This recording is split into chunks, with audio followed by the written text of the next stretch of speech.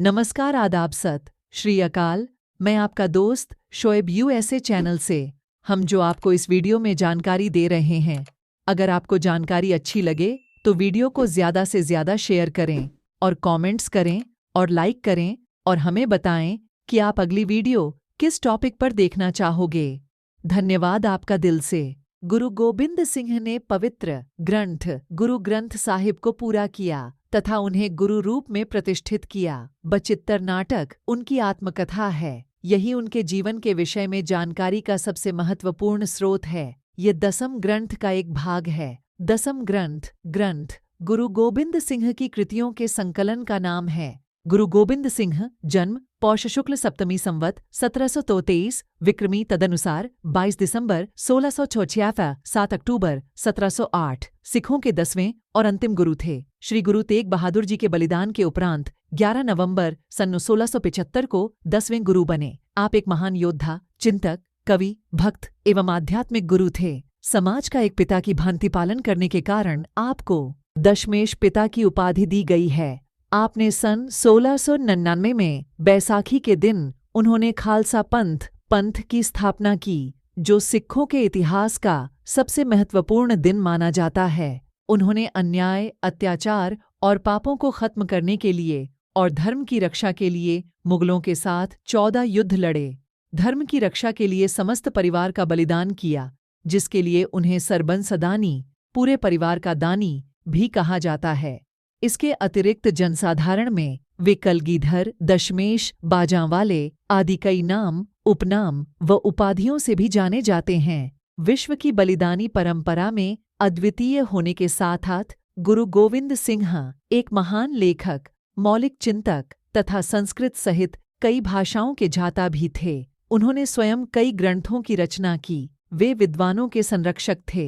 Bison कवि और साहित्य मर्मज्ञ उनके दरबार की शोभा बढ़ाते थे। वे भक्ति तथा शक्ति के अद्वितीय संगम थे, इसीलिए उन्हें संत सिपाही भी कहा जाता है। उन्होंने सदा प्रेम, सदाचार और भाईचारे का संदेश दिया। किसी ने गुरुजी का अहित करने की कोशिश भी की तो उन्होंने अपनी सहनशीलता, मधुरता, सौम्यता से उसे परास्त कर दिया। गुरुजी की मान्यता थी कि मनुष्य को किसी को डराना भी नहीं चाहिए और न किसी से डरना चाहिए। वे अपनी वाणी में उपदेश देते हैं, भय काहू को देत नहीं, नहीं भय मानत आन।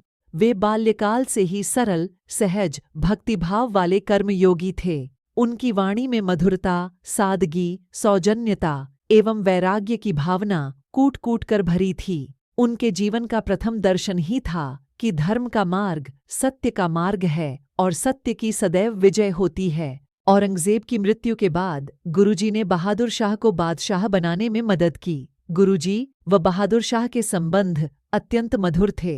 इन संबंधों को देखकर सरहद का नवाब वजीद खां घबरा गया, अतः उसने 2 पठान गुरुजी के पीछे लगा दिए। इन पठानों ने गुरुजी पर धोखे से घातक वार किया, जिससे 7 अक्टूबर 1708 में गुरुजी गुरु गोबिंद सिंह जी नांदेड़ साहिब में दिव्य ज्योति में लीन हो गए। अंत समय आपने सिखों को गुरु ग्रंथ साहिब को अपना गुरु मानने को कहा व खुद भी माथा टेका। गुरुजी के बाद माधोदास ने, जिसे गुरुजी ने सिख बनाया, बंदा सिंह बहादुर नाम दिया था, सरहद पर आक्रमण किया और अत्याचारियों की ईंट से ईंट बजा दी। गुरु गोविंद जी के बारे में लाला दौलत राय, जो कि कट्टर आर्य समाजी थे, लिखते हैं, मैं चाहता तो स्वामी विवेकानंद, स्वामी दयानंद, परमहंस आदि के बारे में काफी कुछ लिख सकता था, परंतु मैं उनके बारे में नहीं लिख सकता, जो कि पूर्ण पुरुष नहीं हैं।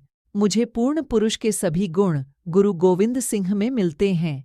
अतः लाला दौलत राय ने गुरु गोविंद सिंह जी के बारे में पूर्ण पुरुष नामक एक अच्छी पुस्तक लिखी है। इसी प्रकार मोहम्मद अब्दुल लतीफ़ भी लिखता है कि जब मैं गुरु गोविंद सिंह जी के व्यक्तित्व के बारे में सोचता हूँ तो मुझे समझ में नहीं आता कि उनके किस पहलू का वर्णन करूं। वे कभी मुझे महाधिराज नजर आते हैं, कभी महादानी, कभी फकीर नजर आते हैं, कभी वे गुरु नजर आते हैं।